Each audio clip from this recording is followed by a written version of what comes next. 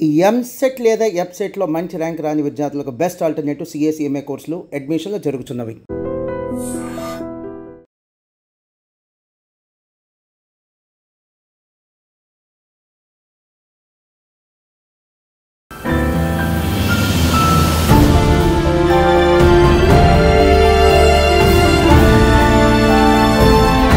మొత్తం 241 మెంబర్స్ ఫ్లైట్లో చనిపోతే పాపం 28 మెంబర్స్ హాస్టల్లో ఉన్న వాళ్ళు, అభంశుభం తెలియని వాళ్ళు, మెడికోస్ చనిపోయారు. Very sad incident. ఒకసారి ఎయిర్ బౌండ్ అయిందంటే nobody knows that whether he comes back or not. Sir ATF white petrol అంటారు కదా, దాని ఏంటి సార్, దానికి హీటింగ్ కెపాసిటీ, ఐ మీన్ అది ఎక్కువ చాలా హీట్ ఎక్కువ జనరేట్ అయినప్పుడు థ్రస్ట్ ఇస్తుంది ఎయిర్క్రాఫ్ట్లో హీట్ జనరేట్ అవ్వాలంటే normal fuel it is not.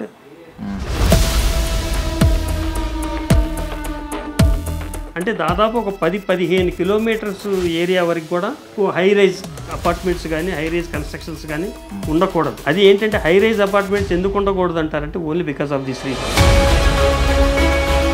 Front ఉన్న వాళ్ళు ఎప్పుడు యాక్సిడెంట్ అయినప్పుడు ఎక్కువ డ్యామేజ్ అవుతూ ఉంటారు, బ్యాక్ ఉన్న వాళ్ళు కొంచెం సేఫ్ ఉంటారని చెప్పి, ఇది ఏమన్నా నిజమా సార్? ఇలాంటివి ఫ్రంట్ బ్యాక్ యాక్సిడెంట్ అయిన వింగ్స్ పక్కన మొత్తం ఫ్లోట్ అయిపోతుంది, ఏమో మిగలదు. ఐ డ్రీమ్ ప్రేక్షకులకు స్వాగతం. మనందరికీ తెలుసు అహ్మదాబాద్ ఫ్లైట్ క్రాష్ గురించి. ఆల్మోస్ట్ 269 మెంబర్స్ చనిపోయారు దానిలో. సో ప్రతి ఒక్క చోట ఏంటి ఇంకా ఇన్వెస్టిగేషన్ జరుగుతుంది, అసలు మెయిన్ రీజన్స్ ఏమై ఉంటాయి అనేది చాలామంది చెప్తూ ఉన్నారు. ఇంకా ఇన్వెస్టిగేషన్ అయితే జరుగుతుంది, టీం అయితే చూస్తున్నారు. బట్ మనం కొంచెం ఏంటి అసలు దాని మెయిన్ రీజన్స్ ఏమై ఉండొచ్చు, ఆ బ్లాక్ బాక్స్ అంటే ఏంటి, ఈ మధ్య తెర మీదకి వస్తున్న బ్లాక్ బాక్స్ అంటే ఏంటి, దాని గురించి తెలుసుకోవడానికి మనతో పాటు వివి ప్రసాద్ గారు ఉన్నారు. X Indian air force senior non commissioned officer అనమాట. ఆయన కూడా కొన్ని ప్లేన్ క్రాషెస్లో టెక్నికల్ టీంలో ఉన్నారనమాట, ఇన్వెస్టిగేషన్ టీంలో. సో ఆయనతో మాట్లాడదాం. సార్ నమస్తే. సార్ చూసారు కదా మీరు కూడా, ఆ ప్లేన్ క్రాష్, ఫ్లైట్ క్రాష్ చాలా సంబంధం లేని వ్యక్తులు ఎవరెవరో చనిపోయారు. క్రూ మెంబర్స్ 11 మెంబర్స్ 12 మెంబర్స్ ఉన్నారు క్రూ మెంబర్స్. వాళ్ళు కాకుండా మొత్తం 241 మెంబర్స్ ఫ్లైట్లో చనిపోతే పాపం 28 మెంబర్స్ హాస్టల్లో ఉన్న వాళ్ళు, అభంశుభం తెలియని వాళ్ళు, మెడికోస్ చనిపోయారు. సో ఈ ఘటన గురించి మీరు ఏమనుకున్నారు సార్ తెలియగానే? ఫస్ట్ వెరీ సాడ్ ఇన్సిడెంట్ అండి. ఎందుకంటే నేను కూడా ఎక్స్ ఎయిర్ ఫోర్స్ పర్సనల్, ఎయిర్క్రాఫ్ట్తో రిలేటెడ్ పర్సన్గా నేను చెప్తున్నాను. ఎయిర్క్రాఫ్ట్ని మేము ప్రిపేర్ చేసేటప్పుడు ఎంత డెడికేటెడ్గా ప్రిపేర్ చేసి పంపిస్తామో, పైలట్ వెళ్ళే ముందు రోల్ డౌన్ చేసే ముందు సెల్యూట్ చేస్తాడు. దాన్ని మేము లాస్ట్ సెల్యూట్ అంటారు. ఎయిర్క్రాఫ్ట్ పరిభాషలో లాస్ట్ సెల్యూట్ అంటాం. మేము కూడా సెల్యూట్ చేస్తాం, అతను రీసెల్యూట్ చేస్తాడు. ఎందుకంటే ఒకసారి ఎయిర్ బౌండ్ అయిందంటే nobody knows that whether he comes back or not. అది ఆ ప్రిన్సిపల్తో we use to call it as a last salute. So leave it, ఆ సబ్జెక్ట్ వదిలేసేయండి. ఇప్పుడు జరిగింది ఏంటంటే within seconds of take off అయిన సెకండ్స్లోనే అది క్రాష్ అయ్యింది. కొన్ని విజువల్స్ కూడా మీరు చూసే ఉంటారు. అది టేక్ ఆఫ్ అయిన తర్వాత అది హైట్ గెయిన్ చేయాల్సింది పోయి లూజ్ అయింది. అది జస్ట్ 500 to 600 మీటర్స్ హైట్లో ఉండగానే లూజ్ అవ్వటం మొదలెట్టింది. అది గ్రహించి pilot he has done very good job. ఎందుకంటే అండర్ క్యారేజ్ లోపలికి వెళ్ళిపోయిన తర్వాత ఎప్పుడైతే లూజ్ అవుతుందో ఎమర్జెన్సీ ల్యాండింగ్కి అవకాశం ఉండొచ్చు, చేయాల్సి వస్తుంది అని ఇమీడియట్గా మళ్ళీ వీల్స్ డౌన్ చేశాడు అతను. కానీ వీల్స్ డౌన్ చేసి అతను మేడే సిగ్నల్ ఏటీసీకి పంపించిన తర్వాత కూడా అతనికి ఏటీసీ నుంచి రిప్లై తీసుకునేంత టైం లేకపోయింది, కమ్యూనికేషన్ కట్ అయిపోయింది. ఈ లోపే లోపల సిస్టమ్ అంతా కూడా రప్చర్ అయింది. సార్ ఇప్పుడు బేసికల్లీ డౌట్స్ ఏంటంటే నార్మల్గా ఇది మెకానికల్ ఎర్రరా లేకపోతే హ్యూమన్ ఎర్రరా అనేది డౌట్ వస్తుంది. అంటే ఒకవేళ హ్యూమన్ ఎర్రర్ అయితే అది పాపం పైలట్స్ లేదంటే క్రూ మెంబర్స్ వల్ల ఏమన్నా ఇష్యూ అయిన ఉంటుందా, లేదంటే ఇక్కడ ఏటీసీ నుంచి ఏమన్నా రిప్లై బ్యాక్ లేట్గా రావడం, ఎలాంటి సందర్భాలు ఏమైనా ఉన్నాయి? అది human error, technical error possibilities ఎక్కువ. యాజ్ పర్ మీ, నాకున్న అనుభవం ప్రకారం నేను చెప్పేది ఏంటంటే దీనిలో రెండు కనిపించేది అంటే విజువల్లీ మనం చూస్తున్నాయి దాన్ని బట్టి అది హైట్ గెయిన్ చేయలేదు కాబట్టి, బికాజ్ ఇంజిన్ థ్రస్ట్ తీసుకోలేదు. ఇంజిన్ ఎప్పుడైతే థ్రస్ట్ ఇస్తుందో అప్పుడు ఎయిర్క్రాఫ్ట్ గెయిన్ చేస్తుంది హైట్. ఒకవేళ 2 ఇంజన్స్ ఉంటాయి, these aircraft having 2 engines, Boeing have 2 engines. 2 engines ఒక్కసారి ఫెయిల్ అవ్వడం అనేది ఎట్లా జరగదు జనరల్గా. ఒక ఇంజిన్ ఫెయిల్ అయితే ఎయిర్క్రాఫ్ట్ టిల్ట్ అవుతుంది, ఆ టిల్ట్ అవ్వటం జరగలేదు. కాకపోతే టోటల్గా ఎయిర్ క్రాఫ్ట్ గెయిన్ అవ్వటం లేదు అంటే నెంబర్ వన్ రీజన్ ఏంటంటే ఇంజిన్ థ్రస్ట్ తీసుకోలేదు. ఆ థ్రస్ట్ తీసుకోలేదు కాబట్టి అతను ఎంత పుల్ చేసినా కూడా థ్రోటిల్ ఇచ్చాడు పుషింగ్కి. ఇగ్నిషన్ థ్రోటిల్ అంటాం మనం వెహికల్స్లో. ఎంత థ్రోటిల్ ఇచ్చినా కూడా అది గెయిన్ చేయలే. నెంబర్ 1. నెంబర్ 2, ప్రాబబుల్ రీజన్, ఇది చాలా తక్కువ రీజన్, ఇది కంట్రోల్ స్టక్. కంట్రోల్ స్టక్ అంటే మన వింగ్స్లో ఫ్లాప్స్ ఉంటాయి. ఎప్పుడైతే టేకాఫ్ చేసేటప్పుడు ఆ ఫ్లాప్స్ కూడా టేకాఫ్కి లిఫ్ట్ ఇస్తాయి, టిల్ట్ అయ్యి. ఒకవేళ అవి కనుక టిల్ట్ అవ్వలేదనుకోండి, లిఫ్ట్ ఇవ్వడానికి అవకాశం ఉండదు. అది టిల్ట్ అవ్వకపోవడానికి రీజన్ ఏంటంటే ఏదన్నా ఫారిన్ ఆబ్జెక్ట్ కంట్రోల్స్లో కనుక ఆబ్జెక్ట్లో ఇరుక్కుపోతే అది రీజన్ అయి ఉంటుంది. అతను పైలట్ ఎప్పుడైతే కాక్పిట్లో జాయిస్టిక్ ఆపరేట్ చేస్తాడో, జాయిస్టిక్ ఆపరేట్ చేసినప్పుడు ఆ కంట్రోల్ ట్రాన్స్మిషన్ చివరిదాకా రీచ్ అవ్వలేదనుకోండి, అప్పుడు కూడా అవ్వదు. 2 రీజన్స్, విజిబుల్ రీజన్స్ అవి. అదర్ టెక్నికల్ రీజన్స్, ఆ థ్రస్ట్ లూజ్ అవ్వటం అనేది ఎలా జరిగింది అనేది ఓన్లీ ఫ్లైట్ డేటా రికార్డర్తోనే తెలుసుకోవచ్చు. ఆ బ్లాక్ బాక్స్. ఇప్పుడు బ్లాక్ బాక్స్ అన్నారు కదా, సో నిన్నటి వరకు ఏంటి రీజన్ అనేది చాలామంది కన్ఫ్యూజ్ అవుతూ ఉన్నారు. ఈరోజు సడన్గా బ్లాక్ బాక్స్ ప్రతి ఆర్టికల్లో, ప్రతి ఛానల్లో ఏంటి sir what is black box అంటే 2 ఉంటాయని చెప్పి విన్నాం, ఫ్రంట్ ఒకటి బ్యాక్ ఒకటి. సో ఏం చెప్తారంటే సివిఆర్ అండ్ ఎఫ్డిఆర్ అని చెప్పి 2 విన్నాం. ఏంటి సార్ 2 బ్లాక్ బాక్సెస్ ఏంటి? ఇవి ఎఫ్డిఆర్ అంటే ఫ్లైట్ డేటా రికార్డర్ అండి. సివిఆర్ అనేది డిఫరెంట్, అది బ్యాక్ సైడ్ ఉండేది. ఈ ఫ్లైట్ డేటా రికార్డర్లో పారామీటర్స్ ఉంటాయి, జస్ట్ లైక్ మన ఈసీజీ గ్రాఫ్స్ ఎట్లా ఉంటాయి. All parameters are been recorded. నా నాలెడ్జ్ ప్రకారం ఏంటంటే, నేను కూడా ఫ్లైట్ డేటా రికార్డర్ ఆపరేటర్ హెచ్ఏఎల్లో నేను ట్రైన్ అయ్యాను ఈ ఫైటర్ ప్లేన్స్కి. మాకుండే ఫ్లైట్ డేటా రికార్డర్స్ ఏంటంటే every moment, every second of the flight is being recorded. Engine run అయిన దగ్గర నుంచి ల్యాండింగ్ అయ్యేంత వరకు ఎవ్రీ సెకండ్లో ఇంజిన్ థ్రస్ట్ ఏంటి, ఇంజిన్ స్పీడ్ ఏంటి, ఆర్పిఎం ఎంత, గ్రావిటీ ఏంటి, కంట్రోల్ మూమెంట్స్ ఏంటి, ఒకవేళ ఫైటర్ కనుక అయితే టార్గెట్స్ లాకింగ్ ఏంటి, ఇవన్నీ కూడా రికార్డ్ అవుతాయి. ఆ రికార్డు కూడా about 40 minutes, 1 minute, 2 hours, 10 hours ఎంతైతే ఉంటుందో ఆ ప్రాసెస్ అంతా కూడా ఫ్లైట్ డేటా రికార్డర్ రీడర్ ఉంటుంది. ఆ రీడర్లో పెట్టి పారామీటర్స్ అన్నీ చూస్తాం. ఓకే, సో సివిఆర్ మిస్ అయిందని ఏదో అంటున్నారు సార్. ప్రెజెంట్ అయితే ఒక బ్లాక్ బాక్స్ మిస్ అయింది.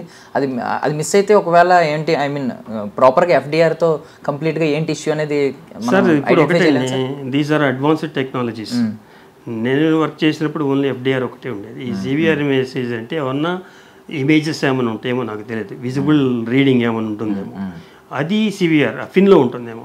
ఇది కాక్పిట్లో ఉన్నది ఉంటుంది ఈ ఎఫ్డిఆర్లో మనం 80% అనలైజ్ చేయొచ్చండి. 80% of the cause if technically కనుక ప్రాబ్లం అయితే it can be revealed by FDR.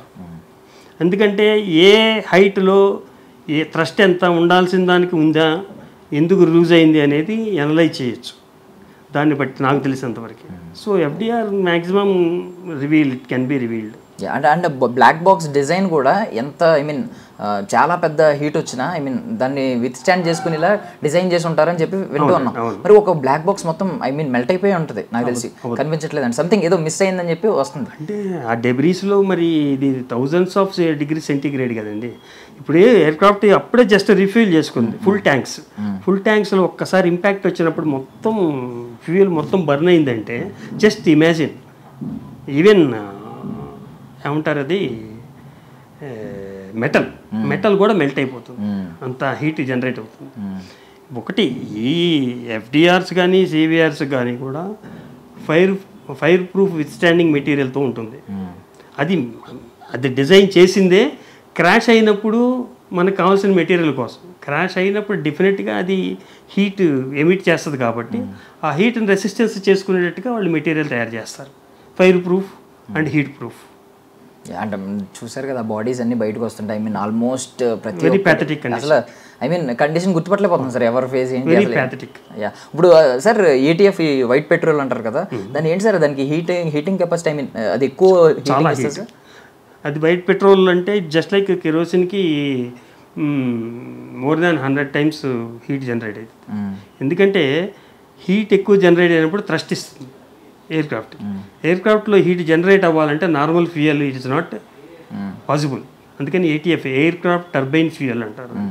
Aircraft turbine fuel అంటే టర్బో ఇంజిన్స్లో యూజ్ చేస్తారు. అది ఆ టర్బో ఇంజిన్స్లో ఈ ఫ్యూయల్ అనేది ఎప్పుడైతే హీట్ ఎక్కువ జనరేట్ చేస్తుందో ఆ థ్రస్ట్ వాటికి కూడా యూజ్ చేయడానికని ATF యూజ్ చేస్తారు.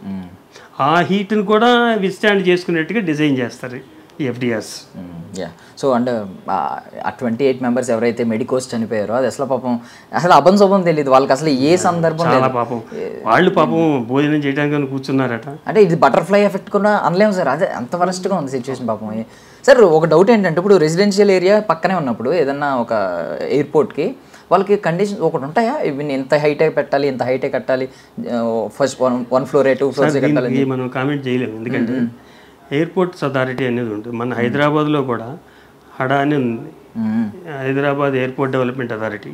ఈ హడా పర్మిషన్ కంపల్సరీగా తీసుకోవాల్సి ఉంటుంది. వాళ్ళకి దే హ్యావ్ సమ్ రేంజ్, వాళ్ళకి 20 కిలోమీటర్సా 30 కిలోమీటర్సా 10 కిలోమీటర్సా రేంజ్ ఉంటుంది. ఆ రేంజ్ అనేది ఎట్లా డిసైడ్ చేస్తారు? Aircraft system of aircraft, type of aircrafts flying. ఇప్పుడు కొంచెం హెవీ ఎయిర్క్రాఫ్ట్స్, ఇప్పుడు ఈ ప్రజెంట్ ఈ ఎయిర్క్రాఫ్ట్ ఉంది 787 heavy aircraft. Heavy aircraft fly అవ్వడానికి ఏం తీసుకుంటారంటే లెంగ్త్ ఎక్కువ తీసుకుంటుంది. రన్వే లెంగ్త్ ఎక్కువ తీసుకున్నప్పుడు అది పికప్ తీసుకోవడానికి టైం ఎక్కువ తీసుకుంటుంది. సపోజ్ ఒక 5 కిలోమీటర్స్ రన్వే తీసుకున్న తర్వాత అది టేకాఫ్ అయింది అనుకోండి, 5 కిలోమీటర్స్ తర్వాత టేకాఫ్ అయినప్పుడు హైట్ గెయిన్ చేయడానికి ఇంకొక 600 మీటర్స్ పైన పడుతుంది. అంటే దాదాపు ఒక 10-15 కిలోమీటర్స్ ఏరియా వరకు కూడా ఎక్కువ హై రైజ్ అపార్ట్మెంట్స్ కానీ హై రైజ్ కన్స్ట్రక్షన్స్ కానీ ఉండకూడదు. అది ఏంటంటే హై రైజ్ అపార్ట్మెంట్స్ ఎందుకు ఉండకూడదు అంటారంటే only because of this reason. ఇప్పుడు కనిపిస్తుంది మనకి అక్కడ కనుక హై రైజ్ అపార్ట్మెంట్కి ఏం లేకుండా పొలాలు కానీ ఏదన్నా ఉన్నట్టయితే వాడు క్రాష్ ల్యాండింగ్ అయ్యేవాడేమో. కరెక్ట్. యా, సో ఇప్పుడు ఒకసారి ఈ క్రూ మెంబర్స్ గురించి మాట్లాడుకుంటే అంటే 242 మెంబర్స్లో 230 ప్యాసింజర్స్ 12 మంది క్రూ మెంబర్స్ అని అన్నారు. క్రూ మెంబర్స్ అంటే ఎవరెవరు ఉంటారు సార్ అసలు ఒక ఫ్లైట్లో? బేసిక్గా మీకు ఫ్లైట్లో పైలట్, కో పైలట్, ఒక stewards, air hostesses, main technical peoples assistance ఎక్కువ ఉండరు. ఎందుకంటే ఈ ఎయిర్క్రాఫ్ట్స్లో ఎలా అంటే ఇంటర్నేషనల్ ఫ్లైట్, ఇది ఇంటర్నేషనల్ ఫ్లైట్ అయినప్పుడు పైలట్, కో పైలట్ కూడా experienced pilot. They are having more than 10,000 hours flying experience ఉంది. అంటే they have a technical knowledge కూడా కొంత ఉంటుంది. ఎందుకంటే నాకు తెలిసినంతవరకు ఇట్లాంటి వాళ్ళు టెక్నికల్ పైలట్స్, టెక్ పైలట్స్ అంటారు. టెక్ పైలట్స్ అంటే they have some technical knowledge also. వాళ్ళకి ఎమర్జెన్సీ అవర్స్లో కూడా వాళ్ళు రియాక్ట్ అయ్యి ఓన్ డెసిషన్ తీసుకునే కెపాసిటీ ఉంటుంది, టెక్నికల్ నాలెడ్జ్ ఉంటుంది. కాబట్టి ఇది చాలా అన్అవాయిడబుల్ సర్కమ్స్టాన్సెస్లో జరిగింది. వాళ్ళకి యాక్షన్ తీసుకునే టైం కూడా దొరకలేదు. జనరల్లీ ఒక పైలట్కి అంటే ఏం చెప్తారు సార్? ఇప్పుడు ఏదైనా ఇలాంటి ఎమర్జెన్సీ సిచ్యువేషన్ ఉంటుంది, ఆ టైంలో వీళ్ళ ప్రయారిటీ ఏంటంటే ప్యాసింజర్స్ని కాపాడాలి. సో ఏం చెప్తా ఉంటారు సార్ ఇమీడియట్గా? ఎలా ఏదైనా ఇలాంటి జరిగినప్పుడు ఫస్ట్ ఏం చేయాలి, ఏం చెప్తా ఉంటారు అంటారు? మీకు నార్మల్గా సేఫ్టీ మెజర్స్ చెప్తా ఉంటారు కదా, వాటిలో బేసిక్స్ ఏముంటాయి? ఇప్పుడు ఏది చేయాలన్నా కూడా ఇప్పుడు ఏం జరుగుతుందండి, పైలట్ ఏం చేస్తాడు సార్? SOS ఇస్తాడు. SOS ఇచ్చిన తర్వాత ఇమీడియట్గా అలర్ట్ చేస్తాడు క్యాబిన్ పబ్లిక్ అడ్రసింగ్ సిస్టంలో, aircraft is facing so and so problem, everybody alert అని. కానీ అతనికి ఆ టైం కూడా లేదు, పబ్లిక్ అడ్రసింగ్ సిస్టంలో అలర్ట్ చేసే టైం కూడా లేకపోయింది పాపం అతనికి. అర్థమైందా? ఇప్పుడు సర్వైవబుల్ పర్సన్ 1 పర్సన్ ఎవరైతే ఉన్నాడో అతను చెప్పేది ఏంటి, సెకండ్స్ ఆఫ్ టైంలో ఆ టేకాఫ్ అయిన తర్వాత మాకు అసలు ఏమీ తెలీదు, టేకాఫ్ అయిన తర్వాత all warning systems red and green lights flicker అవుతూ ఉన్నాయి, వితిన్ సెకండ్ ఏం జరుగుతుందో తెలిసేలోపు క్రాష్ అయిపోయింది అన్నాడు. అంటే ఈ పైలట్కి కూడా వార్నింగ్ ఇచ్చే టైం లేకపోయింది. ఈవెన్ అది మెషిన్ ఎర్రర్ అనేది క్లియర్లీ కనిపిస్తుంది. అది టెక్నికల్ అని అనిపిస్తోంది, బట్ అంత సడన్గా టెక్నికల్ ఎర్రర్ ఎలా జరిగింది? Already 1 hour already flown, Delhi to Ahmedabad fly అయింది. Continuation of the flight towards London అనేది అగైన్ ఇట్ టుక్ ఆఫ్. కానీ అక్కడి నుంచి ఇక్కడికి వచ్చింది, సేఫ్గా వచ్చింది. ఇక్కడి నుంచి వెళ్ళేటప్పుడు ఎందుకు టెక్నికల్ జరిగింది? General problems, internal problems, interior problems కాదు, ఏసీలు చిన్న చిన్నవి. ఇది ఎందుకు ఒకటే జరిగింది? ఇది is not a small thing. అంటే అక్కడి నుంచి టేకాఫ్ మంచిగానే అయింది, ఇక్కడ ల్యాండింగ్ బాగానే అయింది, ఇక్కడ టేకాఫ్ ఎందుకు అవ్వలేకపోయింది? సడన్గా ఎందుకు ఆ ప్రాబ్లం వచ్చింది? అంటే బేసిక్ డౌట్ ఏంటంటే, ఒకటి ఢిల్లీ నుంచి స్టార్ట్ అయింది ఫ్లైట్, అహ్మదాబాద్లో ఆగింది. సో ఇక్కడ ఆల్రెడీ అన్ని మెజర్స్ చూస్తారు, చూసి ఓకే అన్న తర్వాత స్టార్ట్ అవుతుంది. మరి ఇక్కడికి వచ్చిన తర్వాత అంటే షార్ట్ స్పానే కదా అని చెప్పి మళ్ళీ రీచెక్ చేయరా? రీచెక్ ఖచ్చితంగా చేయాలి. మరి ఇప్పుడు దీనికి ఏమన్నా అది మనకి తెలియదు కదా, then nobody told about this. Recheck అనేది జనరల్ చెక్ చేస్తారండి, టోటల్ టెక్నికల్ చెకప్ చేయలేరు కదా. జనరల్ చెక్ చేస్తాడు, పైలట్ని అడుగుతారు, సార్ ఎవ్రీథింగ్ ఈజ్ ఓకే, అన్నీ పనిచేస్తున్నాయి సిస్టమ్స్ అని అడుగుతారు. థమ్స్ అప్ ఇస్తాడు, ఇక్కడ థమ్స్ అప్. అక్కడ ఏదన్నా ప్రాబ్లం వచ్చిందనుకో, ఏదైనా ఎర్రర్స్ ఇండికేషన్స్ వస్తే చెప్తాడు టెక్నికల్ ప్రాబ్లం ఉంది అని. ఇది ఈ థ్రస్ట్ ఇవన్నీ తెలియదు కదా. జనరల్ ఇంజన్ రన్నింగ్ అవ్వకపోతే ప్రాబ్లం అవుతుంది. ఇంజన్ రన్ అయింది, roll down on the runway, it has roll down on the runway, it took off also. Took off అయిన తర్వాత విత్ ఇన్ ఫ్రాక్షన్ ఆఫ్ సెకండ్లో హ్యాపెండ్ అంటే అక్కడ ఆ ఫ్రాక్షన్ ఆఫ్ సెకండ్లో ఏం జరిగింది అనేది తెలియాలి. కరెక్ట్. సో ఐ మీన్ మీకు ఒకవేళ ఇది ఏమన్నా టెక్నికల్ ఎర్రర్ అన్నా కూడా ఎక్కువగా ఇప్పుడు కాన్సన్ట్రేట్ చేసేది ఢిల్లీలో ఎవరైతే దాన్ని చెక్ చేశారు, వాళ్ళు ఏం చేశారు, వాళ్ళ అవుట్పుట్ ఏంటి, ఇప్పుడు అప్పుడు తీసుకున్న టేకప్. ఎందుకంటే లాగ్ బుక్స్ ఉంటాయి, ఆ లాగ్ బుక్స్లో ఈ స్టార్ట్ అయినప్పుడు ఏ పారామీటర్స్ ఏంటో చూస్తారు. ఈ ఎయిర్ క్రాఫ్ట్ ఎక్స్పీరియన్స్ కూడా చూస్తారు. ఇంతకుముందు ఏదైనా టెక్నికల్ ప్రాబ్లమ్స్ వచ్చినాయా దీంట్లో, రెక్టిఫై చేశారా, రెక్టిఫై చేసిన తర్వాత ఇప్పుడు మనం ఫ్లయింగ్ యాక్సిడెంట్ అయిన తర్వాత రిలేటెడ్ టెక్నికల్ ప్రాబ్లమ్స్ ప్రీవియస్గా ఉన్నాయా, ఇవన్నీ చూస్తారు జనరల్గా. యూజువల్లీ బోయింగ్ ఫ్లైట్స్కి మీరు ఏమన్నా ఇలాంటివి విన్నారా సార్? బోయింగ్ ఫ్లైట్స్లో ఏమన్నా ఎక్కువగా అంటే ఇప్పుడు ఒకటండి, maximum Boeing manufacturer supplied maximum places, చాలా కంట్రీస్కి బోయింగ్ ఫ్లైట్స్ ఉన్నాయి. ఇప్పుడు మన ఆర్టీసీలో అశోక్ లేలాండ్ ఉన్నాయి అనుకోండి ఎగ్జాంపుల్, 100 ట్రాన్స్పోర్ట్లో ఒక 90 ట్రాన్స్పోర్ట్లు అశోక్ లేలాండ్ ఉన్నాయి. అశోక్ లేలాండ్ క్రాష్ అయిందని అశోక్ లేలాండ్ మనం తప్పట్లేం కదా, అర్థమైందా మీకు? ఉన్నాయి 10లో మనం వాడే అన్ని 10లో ఒకటి ఎక్కువైనాయి అశోక్ లేలాండ్ అంటే. ఇప్పుడు కాకపోతే ఏంటంటే మ్యాక్సిమం కంట్రీస్లో కూడా ఇట్లా జరిగినాయి, మనం ఇండియాలో కాకుండా అదర్ కంట్రీస్లో కూడా ఇట్లా జరిగినాయి. కాబట్టి బోయింగ్ ప్రాబ్లం ఏంటి, ఎగ్జిస్టెన్స్ ఆఫ్ ది బోయింగ్ ఏంటి అనేది ఆ బోయింగ్ పర్సన్ ఇంజనీర్ కూడా he has flown to Delhi and Ahmedabad to the site. ఎందుకు జరుగుతుంది అనేది ఇన్వెస్టిగేట్ చేయడానికి నేను విన్నాను, అతను కూడా వచ్చాడని. ఎందుకంటే రిపీటెడ్లీ ఎందుకు జరుగుతున్నాయి బోయింగ్లో. బోయింగ్ 777 ఒకప్పుడు 737 బోయింగ్ అనేది ఫస్ట్ ఇండియాలో తీసుకున్నది బోయింగ్. ఫస్ట్ 737, తర్వాత 777, తర్వాత 787 అప్గ్రేడెడ్ వెర్షన్స్ ఇవన్నీ. అండ్ వికాస్ అనే ఒక వ్యక్తి ఒక ట్వీట్ చేశాడు, అహ్మదాబాద్లో దిగిపోయినట్టు, కొంచెం లోపల ఏసీ బాగాలేదు, డిస్ప్లేస్ పని చేయట్లేదు, టెక్నికల్ ఎర్రర్స్ ఉన్నాయని తను కొంచెం ప్యాసింజర్స్కి కన్వీనియన్స్ లేదు అన్నట్టు ట్వీట్ చేశాడు. బట్ ఇప్పుడు అది మొత్తం సోషల్ మీడియా ఎలా ట్రెండ్ అవుతుందంటే అతను ముందే వార్నింగ్ ఇచ్చాడు, బాగాలేదు టెక్నికల్గా, బట్ ఎవరో పట్టించుకోలేదు, ట్వీట్ చేసినా ఎయిర్ ఇండియా దాని మీద రియాక్ట్ అవ్వలేదని. బట్ ఒక క్వశ్చన్ ఏంటంటే సార్, ఢిల్లీ నుంచి స్టార్ట్ అయిన వ్యక్తి అహ్మదాబాద్లో దిగిపోయాడు, చాలామంది అనే మాట మధ్యలో దిగిపోయాడు నచ్చకని చెప్పి. ఒకవేళ నిజంగానే ఢిల్లీ నుంచి అహ్మదాబాద్ బుక్ చేసుకునే ఛాన్స్ ఉందా బోయింగ్ ఫ్లైట్కి? అలా కూడా ఉంటుంది సార్, షార్ట్ జర్నీ అంటే అది. ఇప్పుడు ఒకటండి, నేను ఢిల్లీ వెళ్ళాలని ఫ్లైట్ బుక్ చేస్తాను, ఎక్కడ దొరకలా, ఎమర్జెన్సీ వెళ్ళాలి, నేను ఢిల్లీ నుంచి అహ్మదాబాద్ వెళ్ళాలి, వేరే ఫ్లైట్లో నాకు దొరకపోతే ఇక్కడ ఖాళీ ఉంటే ఇస్తాడేముంది, ఇక్కడ డ్రాప్ డౌన్ అంటే ఇంటర్నేషనల్ ఫ్లైట్లో కూడా మనకు షార్ట్ జనరల్గా ఇవ్వచ్చు సార్ నేను అనుకోవటం. I think there won't be any problem. మధ్యలో అతను ఎట్లా అబాండన్ అవుతాడు, జర్నీ అబాండన్ అనేది పాసిబుల్ లేదు కదా, అడుగుతారు కదా వై హాజ్ అబాండన్ అనేది. ఇట్ ఈస్ సీరియస్ క్వశ్చన్ అది. ఇప్పుడు ఒకవేళ లండన్ వరకు టికెట్ తీసుకున్నాడు, ఇక మధ్యలోనే డ్రాప్ డౌన్ అయిపోయాడు అంటే he has to give the reason why has drop down. Correct. అతనంతా ఉండి లాక్స్ ఆఫ్ రూపీస్ టికెట్ పెట్టుకొని 10 అవర్స్ జర్నీ చేయాల్సిన వాడు 1 అవర్ జర్నీలోనే డ్రాప్ డౌన్ అంటే it is an question. Correct, అది బస్ కాదు కదా, దిగిపోవడానికి దిగుతున్నప్పుడు ఖచ్చితంగా ఎందుకు ఇవన్నీ ఉంటుంది, ఎందుకు ఉండదండి. ఇక్కడ కస్టమ్స్ చెక్ అయ్యి వెళ్తాడు ఇంటర్నేషనల్ ఫ్లైట్ అయినప్పుడు, కస్టమ్స్ చెక్ అయినప్పుడు కస్టమ్స్ స్టాంపింగ్ అవుతుంది, మళ్ళీ మధ్యలో ఎట్లా దిగుతాడు ఇక్కడ. Correct, isn't it? కరెక్ట్. ఒకవేళ అదే నిజమై ఉంటే ఈ సోషల్ మీడియాలో ఎప్పటికీ అది కూడా వచ్చేసి మీరు ఒకటి అర్థం చేసుకోండి, ఈ ఇంటర్నేషనల్ ట్రావెలర్ అనుకోండి, ఇతను డెఫినెట్గా కస్టమ్ చెక్ ఉంటుంది, స్టాంపింగ్ ఉంటుంది.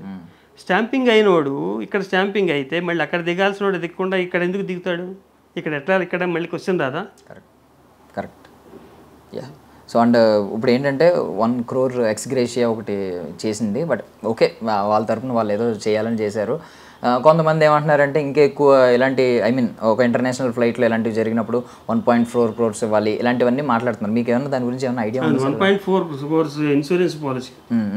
ఇన్సూరెన్స్ పాలసీ అనేది అది టికెట్స్లో ఉంటుంది. అది వాళ్ళు ఇంక్లూడెడ్ కాకపోయినా అది ఉంటే he has to give 1.4 crores separately they have to give. ఇది ఓన్లీ బోయింగ్ వాడే ఇచ్చాడు. Tata he has taken over Boeing and air ఇండియాలో తీసుకున్నాడు కాబట్టి Tata he has taken the moral responsibility and he has ready to pay 1 crore for each deceased for himself. ఇప్పుడు ఈ business క్లాస్లో అయితే ఇంక్లూడ్ ఉంటుంది ఇన్సూరెన్స్. మరి మిగతా వాళ్ళకి ఇన్సూరెన్స్ ఇంక్లూడ్ అవుతుందా లేదా అనేది అది మనకి క్లారిటీ తెలియదు ఇంకా.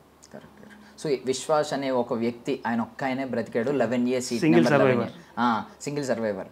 ఇప్పుడు అందరూ ఆలోచన ఏం పడిందంటే సీట్ బుక్ చేసుకునేటప్పుడు ఎమర్జెన్సీ ఎగ్జిట్కి దగ్గర బుక్ చేసుకోవాలి, లేదంటే ఇప్పుడు ఇంకొకటి నడుస్తుంది సార్, ఫ్రంట్ ఉన్న వాళ్ళు ఎప్పుడు యాక్సిడెంట్ అయినప్పుడు ఎక్కువ డ్యామేజ్ అవుతూ ఉంటారు, బ్యాక్ ఉన్న వాళ్ళు కొంచెం సేఫ్ ఉంటారని చెప్పి. ఇది ఏమన్నా నిజమా సార్? ఇలాంటివి ఏమన్నా కన్సిడర్ చేయొచ్చా సార్? ఒకటి చెప్పనా, ఫ్రంట్ బ్యాక్ యాక్సిడెంట్ అయిన ఇంపాక్ట్ని బట్టి ఉంటుంది. వాడు ఎక్కడ హిట్ చేశాడు, ఫస్ట్ నోసే డ్యామేజ్ అవుతుంది కదా. నోస్ డ్యామేజ్ అయినప్పుడు ఎక్కువ ఎఫెక్ట్ ఎక్కువ ఉంటుంది, ఫ్రంట్ ఉంటుంది నెంబర్ 1. నెంబర్ 2, అది ఎప్పుడైతే డ్యామేజ్ అయిందో ఇమీడియట్గా ఫ్యూయల్ ట్యాంక్స్ బర్స్ట్ అయింది. వింగ్స్ పక్కన మొత్తం ఫ్లోట్ అయిపోతుంది, ఏమో మిగలదు అక్కడ. నెంబర్ 2. నెంబర్ 3 ఏంటంటే మన మీడియా స్టోరీస్లో వచ్చింది ఏంటంటే what he has booked is 13A, seat number 13A. దాని గురించి they have given a very big story about it. 13A అనేది ఎవరు బుక్ చేయరు జనరల్గా. దానికి ఏసీ దగ్గరలో ఉండదని, ఏసీ సరిగ్గా ఉండదని, దానికి ఎవరు బుక్ చేయరని, అతను బుక్ చేసుకున్నాడని, ఇక ఏమీ దొరక బుక్ చేసుకున్నాడా, మరి ఎందుకు బుక్ చేసుకున్నాడు, రకరకాల కథనాలు వస్తున్నాయి. దాని గురించి మనం వెళ్ళదలుచుకోలేదు. ఎందుకంటే అతను ముందు ఉన్నాడు కాబట్టి అది జరగలేదా అన్నారని అన్నా. ఇందాక అతని ఇంటర్వ్యూలో నేను చూసా, ఫ్రాక్షన్ ఆఫ్ సెకండ్లో జరిగిందండి. నేను కూడా చనిపోయాను అనుకున్నాను. నేను కళ్ళు తెరిచి చూసుకునేటప్పటికి బయట ఒక చైర్లో చైర్తోనే బయట ఉన్నాను. ఎదుర్కొంటా ఒక వాల్ కనిపిస్తుంది, హాస్టల్ గోడ కనిపిస్తుంది, బెల్ట్ తిప్పుకొని వచ్చాను అన్నాడు. What he has told about it. ఇంకోటి విన్నది ఏంటంటే అతనికి సీటుకి దగ్గరలోనే ఎమర్జెన్సీ ఎగ్జిట్ ఉందని. ఎప్పుడైతే ఇంపాక్ట్ ఉందో emergency exit automatically it gets opened. అక్కడి నుంచి ఏమన్నా త్రో అయిపోయిందా ఇతను సీటు, పాసిబిలిటీస్. అంటే సాడ్నెస్ ఏంటంటే వాళ్ళ బ్రదర్ని కూడా లండన్ తీసుకెళ్దామని వచ్చాడంట, తీసుకెళ్తుంటే ఆయన అది గిల్ట్ ఉంటుంది.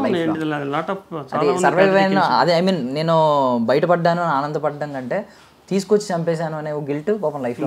డాక్టర్స్ ఫ్యామిలీ చూసే ఉంటారు, అది వెరీ ప్యాథటిక్ కండిషన్. వాళ్ళ పిల్లలందరూ కూడా ఇండియాలో చదువుకుంటున్నారు, 3. ఇప్పుడు వాళ్ళని లండన్ తీసుకెళ్తున్నారు, వైఫ్ అండ్ హస్బెండ్. పాపం వాళ్ళని తీసుకెళ్ళకుండా ఆ programme and next chief minister of Gujarat is going to bring his wife. Is all lot of pathetic condition stories ఉన్నాయన్నీ. సో ఆస్ట్రో టాక్స్ నుంచి ఒక ట్వీట్ చూసాను సార్, December 29th ఆమె ట్వీట్ వేసింది. మళ్ళీ ఇదే June 5th కూడా ఆమె రీట్వీట్ చేసి దాన్ని కొంచెం నేను I'm still holding this statement అని చెప్పి ఆవిడ పట్టుకుంది. అవును, ఇది కొంచెం ప్లేన్ క్రాష్ వింటారని చెప్పి ఈ మంత్లోనే మళ్ళీ దాన్ని రీట్వీట్ చేసి మెన్షన్ చేసింది ఆమె. జనరల్లీ నార్మల్గా అడుగుతున్నాను, ఒక పర్సనల్ ఒపీనియన్ మీకు ఉంటుంది. Do you believe in astrology sir? Sir అది మనిషి పర్సన్ టు పర్సన్ డిపెండ్స్ అండి. కొంతమంది ఆస్ట్రాలజీ నమ్ముతారు, కొంతమంది నమ్మరు. ఆస్ట్రాలజీ ఈజ్ నాట్ ఓన్లీ ఏమంటారంటే సూపర్స్టిషన్ కాదు అది. What I believe is astrology is a science which is connected with the planets. Planets, ప్రతి ప్లానెట్కి ఇట్ హ్యాస్ సమ్ పవర్. ఆ పవర్ అనేది మన ఎర్త్ మీద ఎలా వర్క్ చేస్తుంది అనే దాన్ని బట్టే మిగతా అన్నీ జరుగుతుంటాయి. కాకపోతే ఏంటంటే ఈ డివోషనల్ ఆస్పెక్ట్ కాబట్టి ఆస్ట్రాలజీ అనేది దేవుడి పేర్లు పెట్టి, సూర్యుడు అంటారు మనం, సన్ను ఒక గ్రహం ప్లానెట్ అంటారు, సూర్యుడు అంటారు, మూను, చంద్రుడు అంటారు, దేవుడి పేర్లు చెప్పి కొంచెం డివోషనల్గా స్పిరిచువల్గా నమ్మడానికి వీలుగా చెప్తారు అంతే. దానివల్ల సైన్స్ వాళ్ళు కొంచెం అబ్జెక్ట్ చేస్తున్నారు, ఈ సైన్స్ వాళ్ళు కొంచెం నమ్మలేకపోతున్నారు కొంతమంది. ఈవెన్ సైన్స్ బేస్ చేసుకున్నా దేవుడి పేరు పెట్టడం వల్ల డివోషన్. దేవుడి పేరు తీసేసేయండి, దేవుడి పేరు తీసేసి ప్లానెట్ పేరు పెట్టండి. How it is happened. Astrology in relation with science అని ఒక టాపిక్ ఉంటుంది. ఆస్ట్రాలజీని సైన్స్తో జోడించి మీరు కనుక చూసినట్టయితే ఎంతవరకు 90% of the predictions correct prediction చేసే వాళ్ళకి కరెక్ట్ అవుతాయి. ఓకే. సో అంటే ఏవియేషన్ అంటే పర్టికులర్గా ఏవియేషన్ ఇండస్ట్రీలో అలా జరుగుద్ది, ప్లేన్ క్రాష్ అవుతుంది అంటే ఇంత మైన్యూట్ డీటెయిల్స్ కదా, కొంచెం తప్పుగా అనుకోకపోతే మైన్యూట్ డీటెయిల్స్. మనకు కొంచెం సాడ్ న్యూస్ జరిగే బేసిక్గా వినేది ఏంటంటే బేసిక్ లెవెల్లో మీకు సాడ్ న్యూస్ వింటాం, ఇలాంటివి ఉంటుంది, కొంచెం బాగాలేదు, గ్రహాలు అనుకూలంగా లేవు, ఇలాంటి మాటలు వింటా ఉంటాం. కరెక్ట్గా ఏవియేషన్లో ఒక ప్లేన్ క్రాష్ వింటాం మనం అనేది చెప్పాడు, కొంచెం మైన్యూట్ డీటెయిల్స్ చెప్పడం, అంత లెవెల్లో మనం రీసెర్చ్ మీరు అనుకుంటున్నారా? నేను డిఫెన్స్లో పనిచేశాను. రష్యా నుంచి కొత్త ఎయిర్ క్రాఫ్ట్స్ వచ్చినాయి మాకు. అది ఓపెన్ చేసేటప్పుడు